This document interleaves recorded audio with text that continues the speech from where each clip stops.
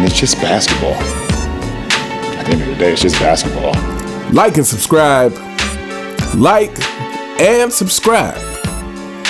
Like and subscribe on the way in the door, my people. I hope you all are having a truly fantastic day today. Welcome back to Fanboy Fridays. And if you are a fan of LeBron James, we hope your day is going horrible. We hope it's going truly terrible.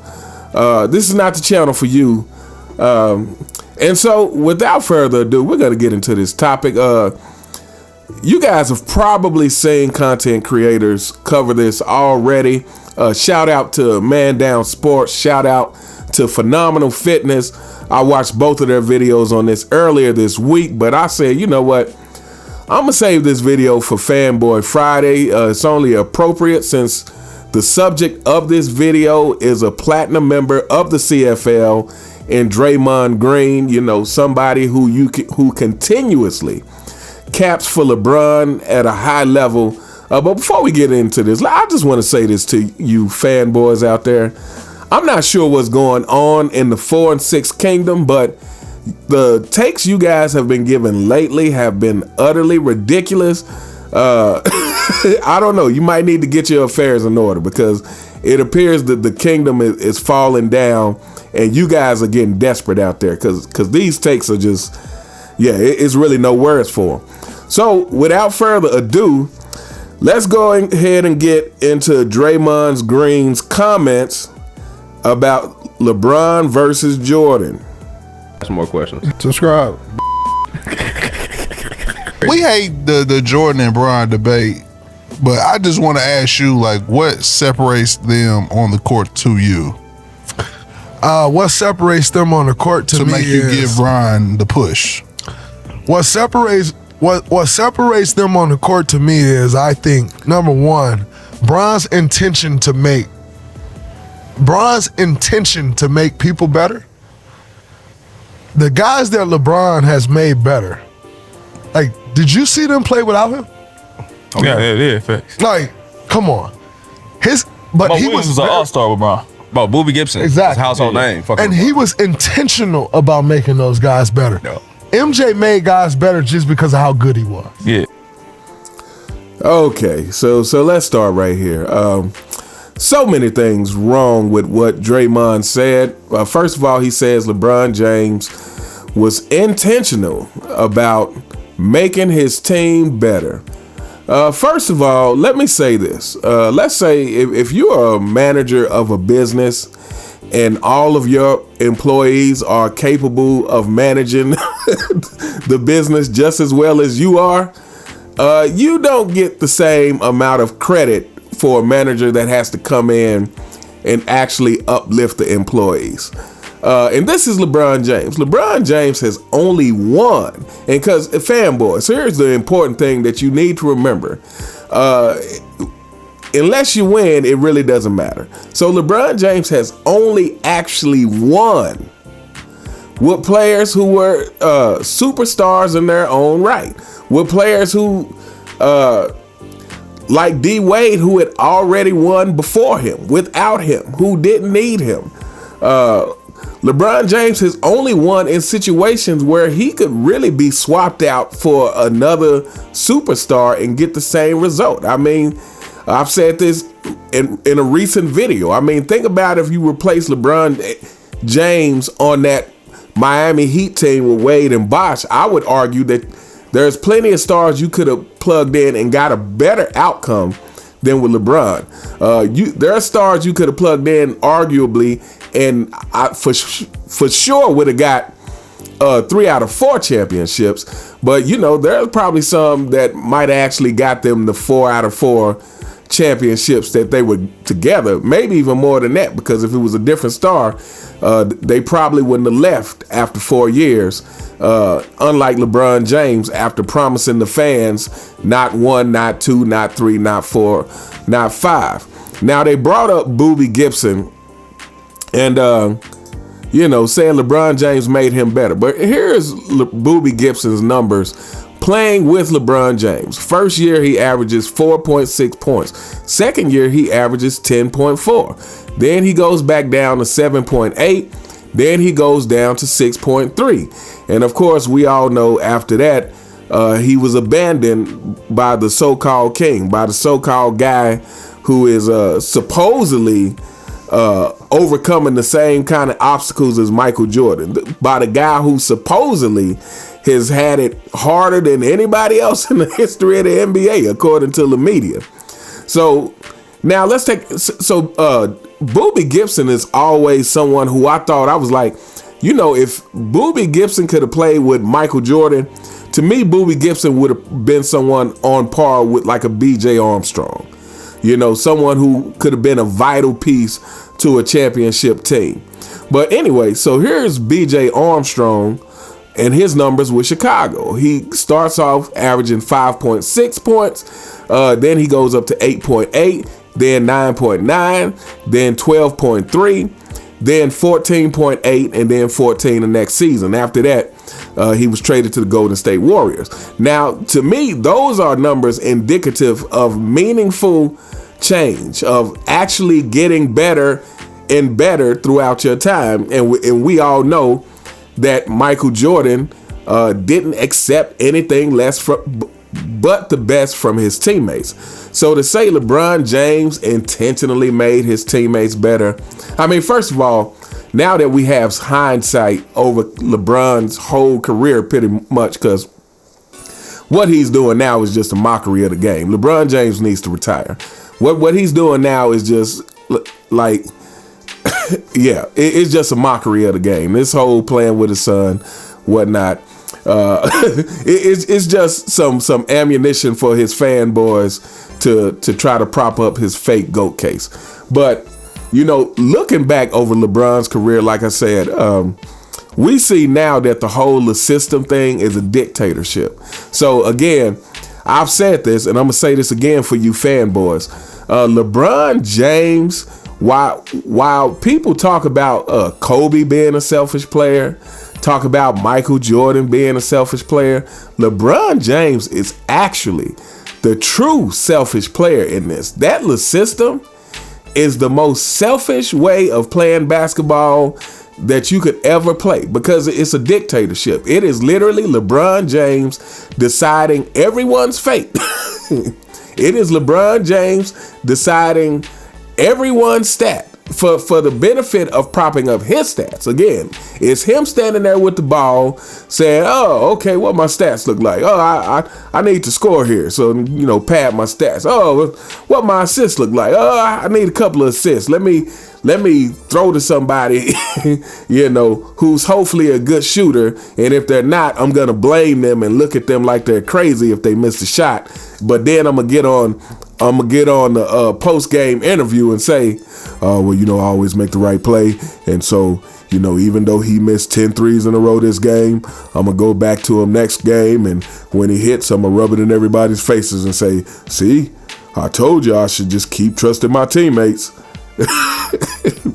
So, yeah, the system is a completely not only is it a selfish system, but it's also, I'm so sick of watching that. Again, you know, when I see that taking place in the Olympics, it's getting hard to watch.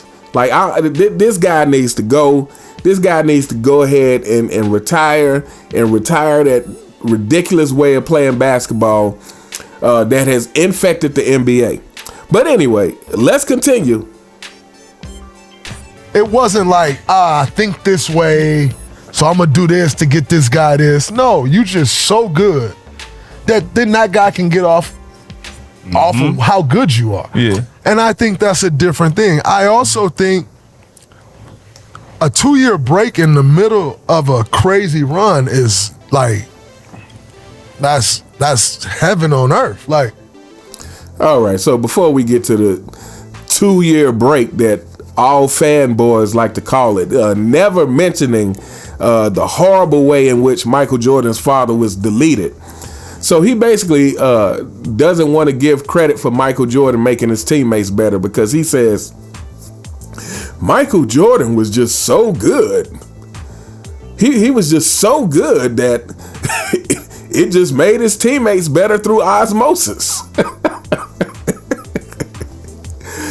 Okay, first of all, let's not pretend like Draymond Green hadn't seen The Last Dance. I know Draymond doesn't know much about basketball except for his current generation and except for, again, capping for LeBron as much as possible. But let's not pretend like everyone hasn't seen The Last Dance. Michael Jordan made his teammates better through the best way possible. And you know, I want to go to this whole thing. Because this narrative about LeBron James making his teammates better, which has been there from the beginning, it's a farce. It's disingenuous because it's what it equates to is they're saying because of the assists he's making his teammates better, because LeBron James will pass to his teammates in situations where he should actually be the one taking the last shot, at least if he's as good as they say he is, if he's as good as he says he is. But you know, they equate that, but they really don't talk about him making his teammates better, again, in the way that Magic Johnson, Larry Bird, and great leaders like Michael Jordan and that caliber of player makes their teammates better.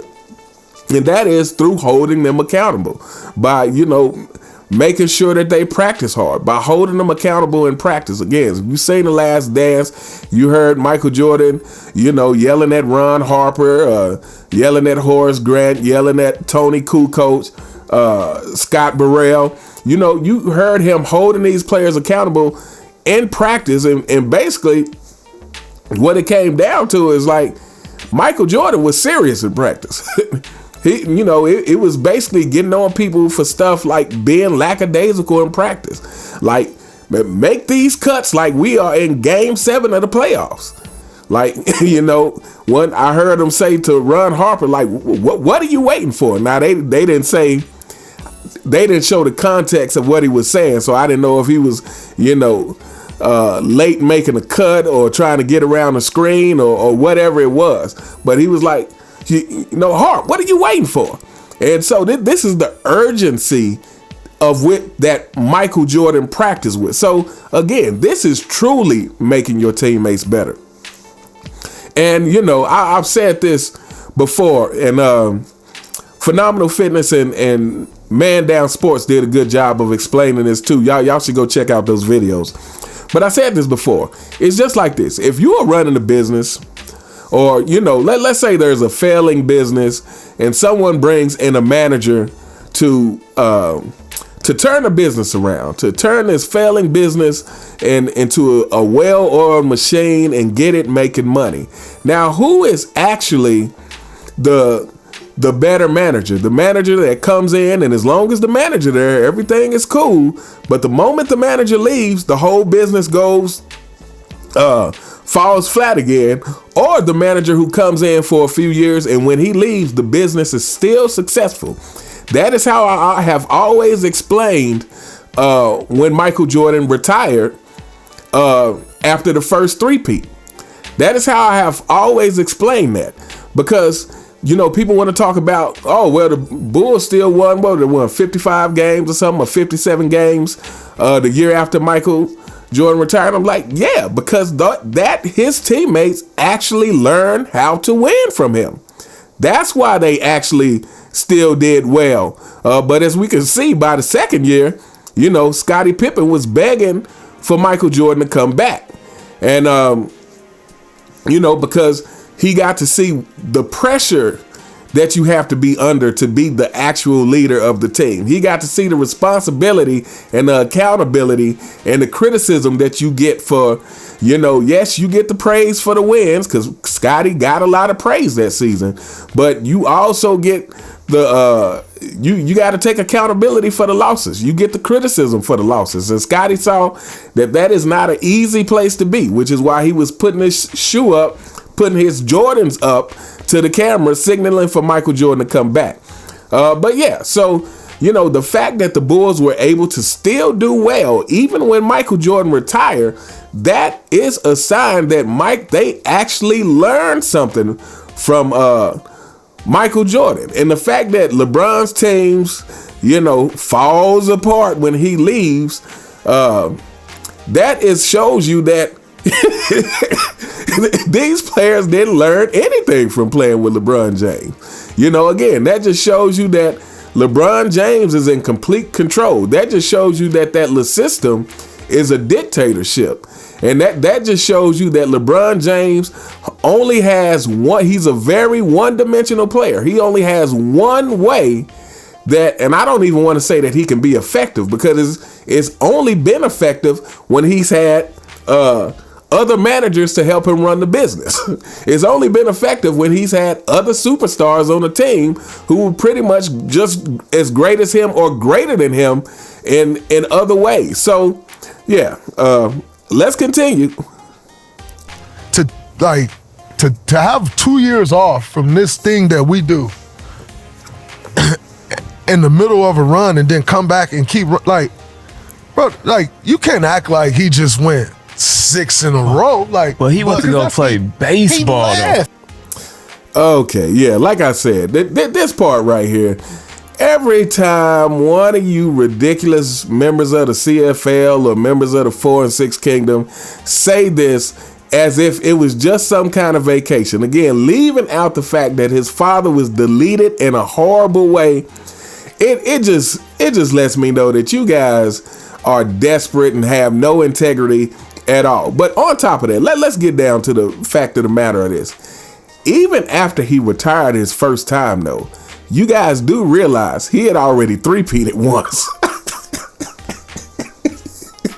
you guys do realize he had already done something LeBron James has never done in 21 years, right? You realize that even after his first retirement, this break that he so-called had, he had already three-peated.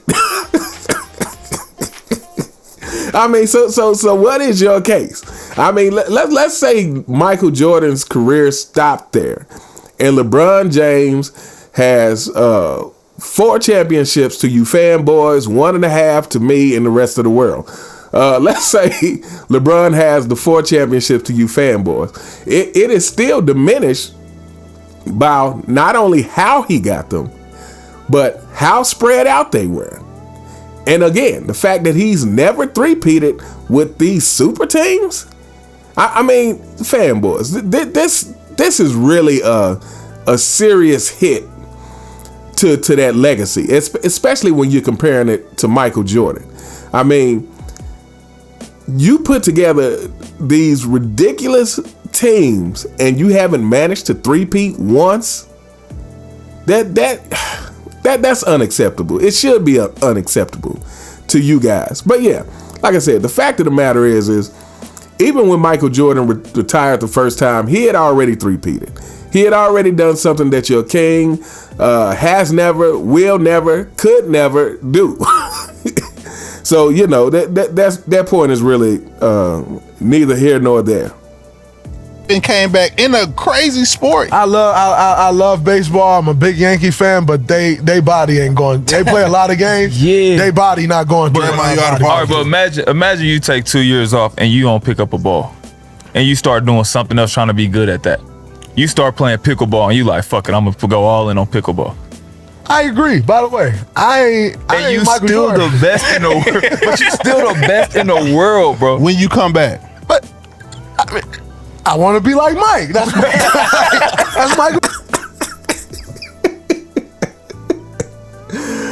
Okay. See, when stuff like this happens, this is how you know half the members of the CFL don't actually believe what they're saying deep down inside. It's like, Draymond, you just got caught. You got caught in a moment where you didn't have anything to say, and so the truth comes out. The truth comes out. You just have to admit that, hey, this guy's just something different. I mean, even the way he talked about, oh, well, LeBron's intentional. about making people better. Michael Jordan is just so good that it made people better. I mean, do you really hear what you're saying? Like, okay, let's say that Michael Jordan wasn't intentional about making players better, because he was. We all know this. Again, we've all seen The Last Dance. We know this was a very intentional act by Michael Jordan to hold everyone accountable, to make sure that they were playing up to a certain level every single time they stepped on the court. But let's say this wasn't the case. Then you are saying that Michael Jordan was such a great basketball player that he didn't even have to do that. He was such a great basketball player that it just rubbed off. See, fanboys, let me explain what happened. Let me explain what happened in this clip. Let me expose to you what you need to take away from this. And the real difference between Michael Jordan and LeBron James. So fanboys, pull up a seat. Now, listen to this one closely. It's very important. When you are constantly losing, when people don't expect great things from you, they give you excuses. When people don't expect great things from you, they give you excuses. Now, on the other hand, when people get so used to you doing great things all the time, like it starts to, it's kind of, the effect kind of starts to wear off. And this is pretty much what Draymond was saying. It's like, Michael Jordan's so good, what do you expect? It's like, well, he's Michael Jordan. Of course all of these great things are gonna happen. LeBron James had to work at these things. LeBron James had to work at these things. Michael Jordan, he's just a greater player. What do you expect? So people kind of start to diminish your accomplishments. They kind of start to, like I said, they kind of start to get used to your greatness. And it doesn't have the same effect because people get used to how great you are. It's kind of like when the interview that I just recently covered with Michael Jordan, where he said something about where the interviewer asked him about, how is it different when the fans are cheering you on when you're down 15 versus up 15? And Michael Jordan basically said, well, we have spoiled the fans. They expect these great things from us. But Michael Jordan said, we want to continue to spoil them. Again, this is just the greatness of Michael Jordan saying that, hey, we don't want to let the fans down. But also acknowledging that when people start to expect great things from you, it is what it is. They expect it. They take it for granted. They expect you to do these great things all the time. And basically, this is what this statement from Draymond Green says. It's like, Michael Jordan was just so good. He didn't have to work to make other people better. But this is what happens when people expect greatness from you. Like, it becomes the norm for you. It becomes the norm for you. And people continuously, like, it's no big deal to them anymore because they've seen you do it over and over again. And I will say, I think this is why by the end of Jordan's career, there were more and more people hoping that that he fell off, hoping that the Chicago Bulls got beat because, when you are able to stay at the top for an extended amount of time, I mean, first of all, you got to think about all the teams that he denied championships to, like teams, the Knicks and the Pacers and the Supersonics and the Jazz. You got to think about those people who it gets to be feeling like this guy is in the way of us getting our championship. And it's not gonna happen as long as he's in the league. And so people start to want your downfall even more and more. But again, LeBron James wouldn't know anything about that because he's never sustained that kind of dominance. Matter of fact, he's never had that kind of dominance. Again, any championship LeBron James has had, you really can't give him full credit for. Because he's never done it by overcoming anything. So again, like I said, he may have 4 championships to you fanboys, but to me, he has 1.5. Jordan. However, MJ crazy. Yeah, I don't for sure. I don't think he ever put the basketball down. Like, in my opinion, I just don't think so. I don't believe that either. He I do. crazy like that. I Like, think he went all in on baseball to try to be good. Because After how watching Last competitive Dance, I don't believe that he didn't No, pick up because basketball. how competitive he is, to Jeff's point, he wanted to be so good at that he locked in. He Yeah. was so good at basketball, I can come back and I do think this. Them he niggas did. can't fuck with me. I think he did, but I think he quickly realized I'm not as good at this thing as this. Let me pick this ball back up. Yeah, I mean, after a while, he probably was like, yeah. You kind of weak at basketball. Yeah. You look like me at Michigan State football, MJ. Baseball. That's a great- I got a question for that Them too, Giannis Antetokounmpo highlights of you at Michigan State.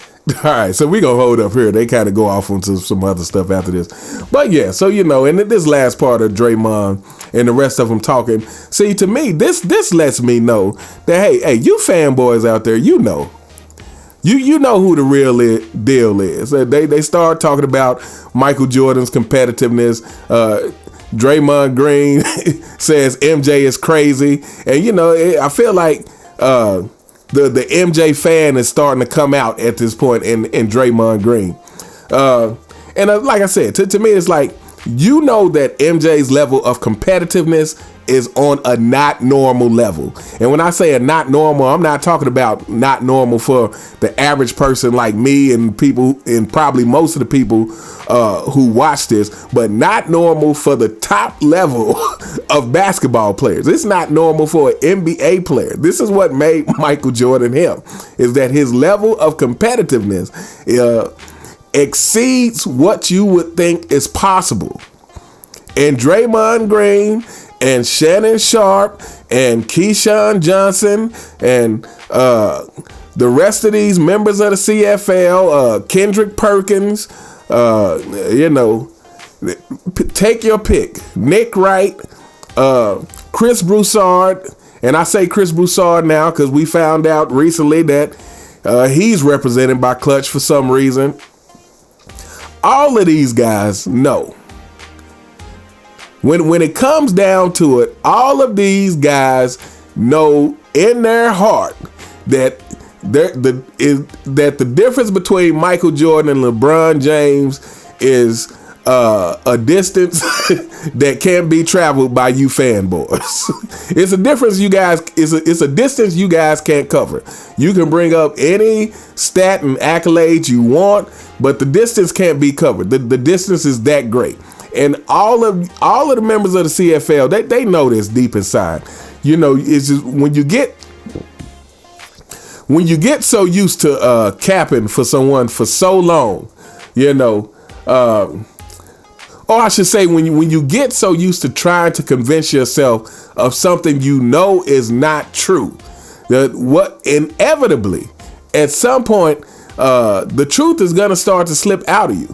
And I feel like this is what started to happen to Draymond Green when they kind of started talking about the baseball thing and MJ retiring, and they say, hey, look, he was training for another sport, and to go do that and come back and you're still the greatest of the world. And Draymond Green is like, I want to be like Mike. Maybe I'm gonna start my show with that clip. Maybe we'll give It's Just Basketball a break for a minute. But anyway, we gonna hold up here. Let me know what you guys think in the comments. What did you think of this clip of Draymond seemingly letting the MJ fan in him slip out?